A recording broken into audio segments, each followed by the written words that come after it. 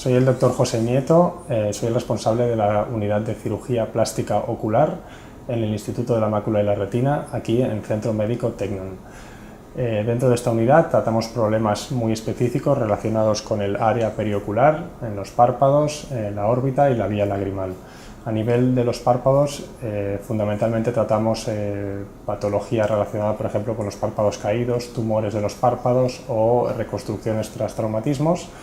También tratamos a nivel de la vía lagrimal fundamentalmente lo que son las obstrucciones lagrimales, que hay diferentes tipos, y a nivel de la órbita fundamentalmente nos dedicamos a los tumores de la órbita o la oftalmopatía tiroidea.